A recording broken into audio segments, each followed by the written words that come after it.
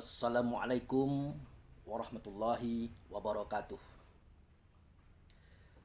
Kaum muslimin dan muslimat, saudaraku sebangsa setanah air, dimanapun Anda ada dan berada. Kali ini saya tampil kembali dalam rangka menyampaikan, yaitu sebuah ibadah yang sering kita dengar dengan istilah kurban. Sebentar lagi kita akan melaksanakan hari raya kurban, yaitu tepatnya pada tanggal 20 Juli tahun 2021 atau tahun 1442 Hijriah besok. Nah, di sini saya menyampaikan beberapa hal yang penting untuk kita pahami, untuk kita mengerti, dan untuk kita sadari. Kata kurban itu sendiri sebenarnya berasal daripada kata koraba yakribu kurbanan, artinya dekat. Jadi penyembelihan hewan itu kita lakukan dalam rangka untuk mendekatkan diri kepada Allah Subhanahu wa taala. Itu tujuannya. Tetapi tidak cukup dengan hanya menyembelih kurban. Kita juga harus memahami sejarah mengapa kurban itu harus dilaksanakan. Nah, jadi kalau kita lihat bahwasanya asal muasal sejarah kurban ini adalah kisah tentang disembelihnya Nabi Ismail oleh ayahandanya Nabi Ibrahim. Itu asal muasalnya. Nah, tetapi yang menarik adalah seketika dirobek kulit Ismail, diputus urat Ismail, dipecah tulang Ismail, yang terjadi apa? Yang terjadi adalah berhembus seperti angin, mengalir seperti air, kental seperti tanah, dan merah seperti api. Itulah darah yang harus dialirkan dari tubuh Ismail ke tanah, yang harus dialirkan dari tubuh Ismail ke bumi, yang harus dialirkan dari tubuh Ismail ke tempat yang tidak ditubuh lagi. Nah, yang uniknya lagi adalah ternyata setelah dilakukan oleh Ibrahim semua kisah-kisah itu, endingnya ternyata yang disembelih itu bukanlah Ismail, melainkan yang disembelih itu adalah hewan.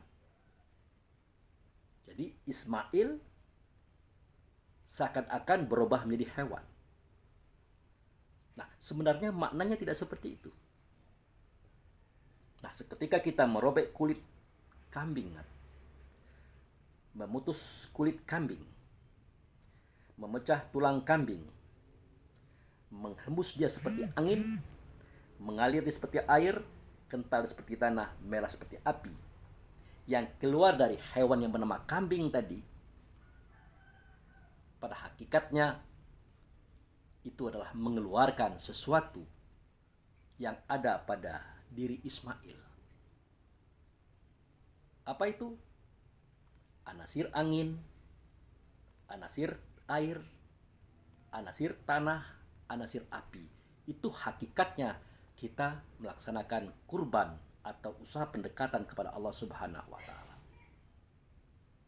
Jadi timbul pertanyaan, apa itu anasir angin, air, tanah, api? Dan ini berkali-kali saya sampaikan di berbagai macam cerita-cerita kisah, di dalam berbagai macam ceramah-ceramah. Karena yang diceritakan dalam Quran dan hadis itu hanya satu itu saja, satu ayat itu saja. Itulah tentang ruh. Makanya kalimah yang bunyinya balighu anni walau haya, sampaikan oleh kamu daripadaku, walaupun itu satu ayat. Satu ayat itu ya ayat yang satu. Dia satu asalnya. Ya, kemudian dia pecah. Dia pecah pun satu namanya, dia bernama mukmin. Sejatinya mukmin itu adalah ruh. Ruh itulah diri kita yang sebenar diri. Itulah ceritanya itu. Ayat yang satu itulah tentang mukmin, tentang ruh, tentang diri kita sebenar diri. Makanya tidak bisa tidak. Cerita saya ini tidak berubah-ubah dari dulu sampai sekarang. Ya cerita-cerita itulah. Nah, sekarang tema kita masuk kepada cerita kurban. Nah, kurban. Jadi dikatakan kurban asal katanya koraba yakribu kurbanan, artinya mendekatkan diri kita kepada Allah dengan cara penyembelihan tadi. Nah, sejarahnya seperti itu. Lalu apa itu anasir angin, anasir air, anasir tanah, anasir api yang menjadi sebab yang harus ditumpahkan? Nah, seketika dia ditumpahkan, apakah kita dekat kepada Tuhan?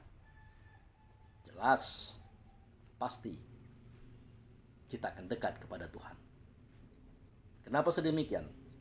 Karena yang menjadi penghambat, penghalang kita selama ini untuk dekat kepada Tuhan, ya 4 anasir itulah. Semestinya 4 anasir ini bukan dibunuh, bukan dibinasakan, tapi dibina, diolah, diarahkan, difokuskan untuk kepentingan kita kepada Allah. Bukan untuk menghambat kita berjalan menuju Allah. Bukan itu tujuannya. Nah, baik, saya ulang kembali menceritakan beberapa cerita-cerita lama. Di situ dikatakan, seketika Rasulullah ditanya, "Ya Rasulullah, mengapa timbul Hawa?" Dijawab oleh beliau, "Karena anasir angin telah memenuhi segala rongga pada kita, maka timbullah Hawa." Nah, anasir angin itu namanya roh rehan. Rehan ini sifatnya pantang kelintasan. Tidak mau melihat orang kaya, tidak suka melihat orang sukses. Dia sudah iri, dia sudah begalau, dia sudah dengki, dia sudah hasut. Bahkan dia akan memfitnah orang. Dimulai daripada rasa iri dengki itu tadi. Itu sifat anasir angin. Kemudian ditanya lagi oleh sahabat, "Ya Rasulullah, mengapa timbul nafsu?" Maka dijawab oleh Rasul, "Karena anasir air telah menjadi urat, benak, tulang pada kita, maka timbullah nafsu." Nah, anasir air inilah yang bernama dengan nama roh rahmani. Sifatnya apa? Pantang kerendahan, maunya tinggi, besar, benar sendiri. Jadi kalau kita melihat orangnya mau benar sendiri, hebat sendiri, orang lain kecil semua, hanya dia yang hebat, itu salah satu bentuk daripada sifat anasir air itu, atau roh rahmani yang saya ceritakan tadi. Tuh. Nah, kemudian ditanya lagi sahabat, "Ya Rasulullah, mengapa timbul dunia?" Dijawab oleh Rasul, "Karena anasir tanah telah menjadi daging, kulit, bulu atau roma pada kita, maka timbullah dunia." Anasir tanah ini namanya roh jasmani. Sifatnya rakus, pantang, kekurangan. Nah, inilah sifat yang menjadikan orang-orang menjadi koruptor, penipu, pencuri, perampok. Semuanya bermula dari situ. Kemudian ditanya lagi, "Ya Rasulullah, mengapa timbul syaitan?" Nah, dijawab oleh Rasul, "Karena anasir api telah menjadi darah pada kita, maka timbullah syaitan." Nah, nama anasir api itulah roh idafi. Sifatnya pantang tersinggung dan tidak mau kalah. Dia mendengar cerita orang, dia melihat kejadian orang tentang dirinya, dia langsung tersinggung. Sebenarnya yang pantang kelintasan, pantang kerendahan, pantang kurang, pantang kalah, dan gampang tersinggung tadi, itu bukan sifat kita. Itu bukan sifat kita. Itu sifat manusia yang ada pada tubuh kita. Kita itu adalah ruh, kita itu adalah mukmin, itu merasakan keberadaan sifat itu. kita merasakan keberadaan sifat itu. Semestinya kita kendalikan, kita kontrol, kita arahkan sifat itu kepada sesuatu yang baik. Itu semestinya. Tapi kebanyakan tidak seperti itu. Ruh tadi, mukmin tadi, diri kita tadi dikuasai oleh manusia kita, dikuasai oleh sifat-sifat tadi. Makanya kita menjelma menjadi manusia, kita menjelma melakukan sifat-sifat tadi. Itu yang menyebabkan kita sering bermasalah dengan diri kita sendiri, dengan keluarga kita sendiri, dengan masyarakat kita sendiri, bahkan dengan Tuhan sendiri. Nah, itu alasannya kenapa perlu dialirkan, perlu ditumpahkan yang namanya darah tadi ke bumi. Karena darah itulah simbol daripada angin, air, tanah, api. Berhembus seperti angin, mengalir seperti air, kental seperti tanah, merah seperti api. Itu harus dialirkan.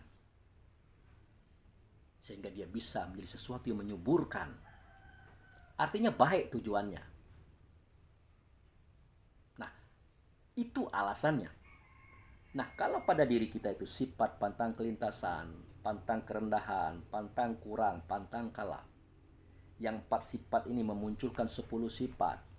Ajib, ria, takabur, iri, dengki, hasud, fitnah, tamak, loba, dan sombong. 10 tambah 4 muncul 3 sifat. Benci, dendam, menghancurkan. Jadi 17 sifat buruk ini terkandung dalam satu nama yang disebut dengan darah. Itu maknanya yang harus ditumpahkan. Nah, kalau itu sudah ditumpahkan, maka antara kita dengan Allah itu mudah untuk melaksanakan pendekatan. Mudah. Coba kita perhatikan. Di dalam surat Al-Anfal ayat 20. Di situ kita temukan kalimat yang bunyinya, ya ayyuhallazina amanu atiullah wa atiur rasul wala tu'lu anhu wa antum tasma'un. Hai orang beriman, hai ruh, hai diri sebelah diri pada kita, taatilah Allah, taatilah Rasul. Jangan kamu berpaling dari suara Allah sedangkan kamu mendengarkannya. Di mana kita dengarkan suara Allah? Tentu kita dapatkan daripada ciptaan-ciptaannya. Karena Allah itulah nama yang agung, tentu dia gaib. Dia menyatakan keberadaan dirinya pada ciptaan-ciptaannya. Bukan dia menyatakan dirinya, dia menyatakan keberadaan dirinya pada ciptaan-ciptaannya. Termasuk kita manusia. Allah menyatakan suaranya, menyatakan katanya, menyatakan perbuatannya pada kita manusia. Itu sebenarnya kepada manusia, pada ruh. Ruh itu menyatakan semua itu melalui fisik atau manusia. Itu sebenarnya. Nah, jangan kamu berpaling dari suara Allah sedangkan kamu mendengarkannya. Nah, suara itu itulah suara azan. Allahu Akbar, Allahu Akbar. Terdengar kumandang itu. Kemudian dinyatakan dengan 2 kalimat syahadat di awalnya, mengingatkan kepada kita bahwa persaksian kita dulu. Alastu birabbikum, adakah tidak aku dengan Tuhan kamu? Maka semua kita menjawab bala syahidna. Diingatkan kita kepada kejadian itu. Benar, engkau dengan Tuhan kami menyaksikan. Makanya 2 kalimat syahadat itu dinyatakan, termasuk dalam azan tadi. Nah, kemudian dinyatakan lagi, hayya 'alas shalah. Marilah berhubungan dengan aku, wahai hambaku, kekasihku, kesayanganku. Untuk apa? Hayya 'alal falah. Untuk kemenangan kamu. Jika kamu tahu di mana tempat bertemu dengan aku. Jika kamu bertahan di tempat itu bersama aku, kamu berdialog denganku di tempat itu, di situ air mengalir di bawahnya, pasti wa naza'na ma fis sudur, dan akan kucabut pada dadamu itu penyakit min ghilin tajri min tahtiyal anhar, di tempat yang mengalir air di bawahnya. Dia menunjukkan itu Ka'bah, di bawahnya ada Zam-Zam. Semua itu ada di dalam Masjidil Haram. Di depan Ka'bah ada Maqam Ibrahim. Itu kajian hakikat yang ada pada bab sholat yang pernah kita ceritakan dulu. Nah itu keuntungan kita kalau memperkenankan panggilan itu tadi. Kalau tidak seperti itu, kita akan diazab oleh sifat buruk kita. Ya, sebenarnya bukan sifat kita juga, sifat manusia tadi. Karena kita ikuti, kita disiksanya. Benci kepada orang, dendam kepada orang, iri kepada orang, memfitnah orang. Tersiksalah jiwa tadi. Tersiksalah roh tadi. Tersiksalah kita dalam kehidupan kita sehari-hari. Yang mempengaruhi pola pikir, pola rasa dan pola laku kita. Akibat kotornya rasa diri kita dalam bentuk sifat-sifat manusia yang 17 macam tadi. Jadi kembali kepada azan tadi. Seketika azan berkumandang, apa yang terjadi? Yang bekerja tetap bekerja, yang menonton televisi tetap menonton televisi, yang main HP tetap main HP, yang tidur-tiduran tetap tidur-tiduran. Semua kita tidak peduli dengan panggilan Allah melalui surat azan tadi.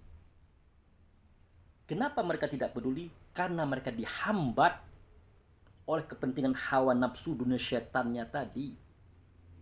Oleh kepentingan rehan rahmani jasmani idafi tadi. Oleh kepentingan 17 sifat tadi. Itu yang menghambat. Itu bukti real. Bisa kita lihat.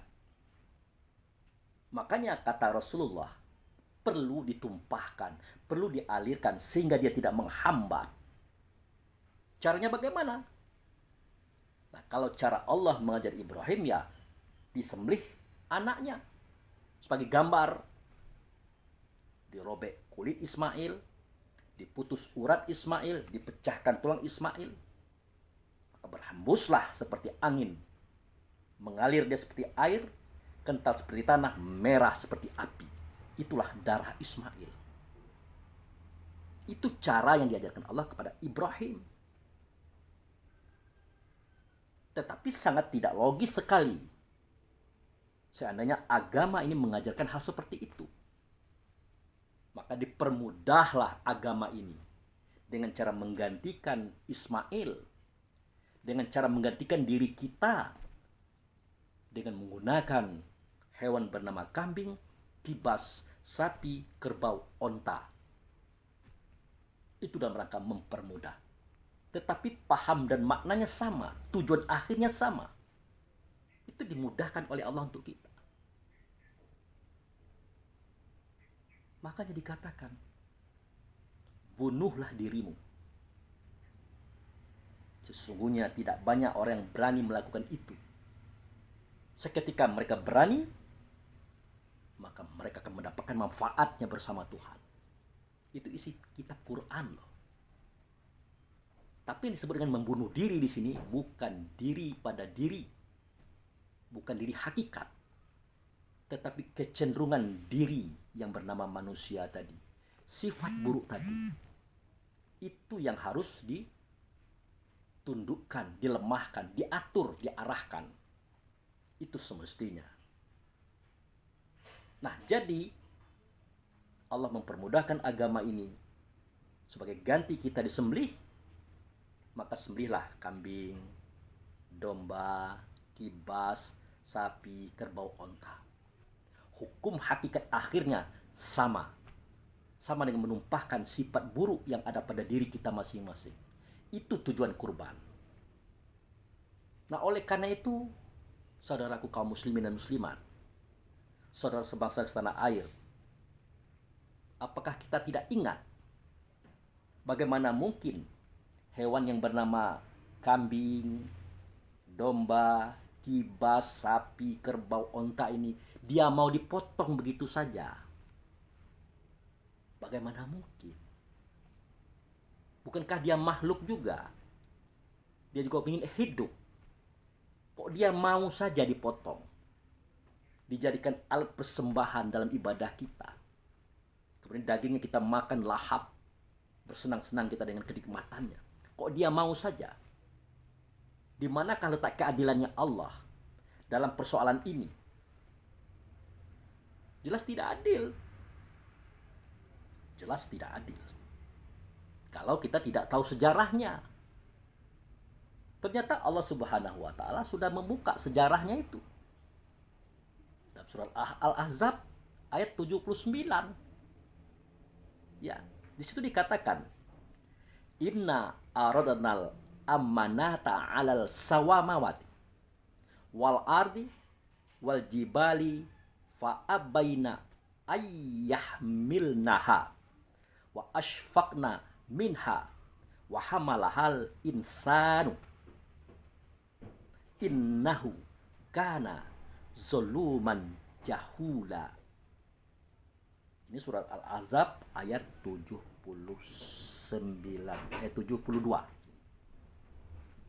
Di sini dijelaskan cerita itu. Maka Allah menceritakan kisah ini awalnya begitu. Seketika Allah mengamanahkan amanah itu kepada langit. Langit menolak. Diamanahkan amanah itu kepada bumi. Bumi menolak. Diamanahkan amanah itu kepada gunung. Gunung menolak. Sebenarnya bukan langit, bumi, gunung saja, termasuk isi-isinya. Satu di antaranya hewan tadi. Semuanya menolak. Nah, seketika ditawarkan kepada insan, maka mereka menerimanya.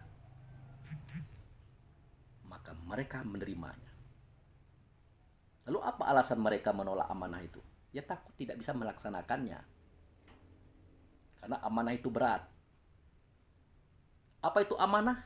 Yaitu penyembahan tadi. Menyembah itu artinya menyuarakan suara Allah, mengatakan kata Allah, memperbuat perbuatan Allah di alam semesta. Itu amanah, itu menyembah namanya. Itu pengabdian kita kepada Allah.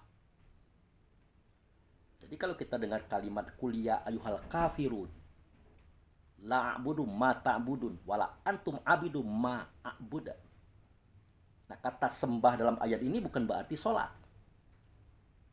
tetapi nilai ketaatan yang di dalamnya menyuarakan suara Allah, mengatakan kata Allah, memperbuat perbuatan Allah. Itu isi daripada penyembahan itu. Jadi langit dan bumi beserta gunung dan isi-isinya tidak berani menerima itu. Tidak kuat. Nah itu. Maka diterima oleh manusia. Nah, diterima oleh manusia. Kata Allah adalah manusia itu zolim, zulumat, gelap. Dan adalah manusia itu jahil, bodoh. Jadi kalau manusia itu memang gelap, manusia itu memang bodoh. Yang terang itu adalah nur, itulah ruh. Ruh ini yang menerima amanah pada hakikatnya. Bukan yang gelap, bukan yang bodoh tadi. Yang gelap, yang bodoh itu adalah manusia. Itulah tubuh, badan, jasad kita, itulah casing kita. Di dalamnya itu kita, nur. Dia tidak gelap, dia tidak bodoh. Dia cerdik lagi bijaksana. Kenapa? Karena dia turunan daripada Muhammad. Sebagaimana dikatakan oleh Rasulullah, Ana abul arwah wa Adam abul bashar. Aku adalah bapak ruh, Adam itu bapak tubuh. Karena Adam terbuat dari tanah. Nah, itu. Tubuh juga terbuat dari saripati tanah. Tapi ruhnya Adam, ruhnya itu daripada aku, kata Rasulullah. Termasuk ruh kita juga. Nah, oleh karena Rasulullah bersifat sidik, amanah, tabligh, fatonah. Fatonah itu artinya cerdik, lagi bijaksana. Tentu sifat itu ada pada kita. Maka manusia itulah yang zolim atau yang gelap. manusia itu yang jahil atau yang bodoh, tetapi yang di dalamnya itu nur cahaya. Itu kita. Dia tidak gelap dan dia tidak bodoh selama dia dekat dengan Tuhannya. Nah, ini pentingnya pendekatan kepada Tuhan tadi yang disebut dengan istilah kurban. Nah, melihat manusia menerima amanah tadi, maka timbul keinginan langit dan bumi beserta gunung dan isi-isinya mendukung perjuangan ini. Mendukung perjuangan ini. Dengan cara apa? Nah, kalau kita ruh tadi berkesingkan tubuh yang disebut dengan manusia, itu kita mengabdi dan menyembah kepada Allah. Tetapi kalau mereka ditundukkan oleh Allah untuk kita, supaya mereka merasa dirinya dibawa ikut andil di dalam penyembahan kepada Tuhan tadi.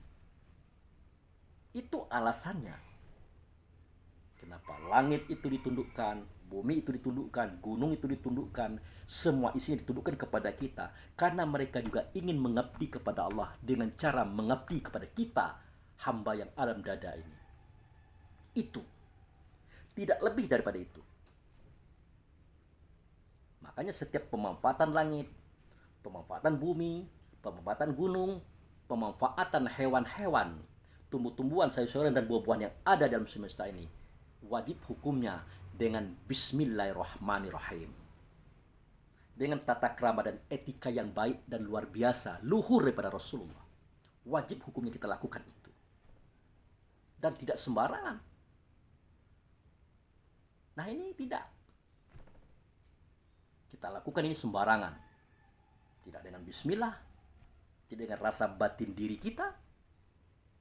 Dan tatkala kita menyembelihnya, hewan kurban ini, dengan kasar, menginjak, menerjang, tanpa kita sadari siapa sebenarnya mereka ini.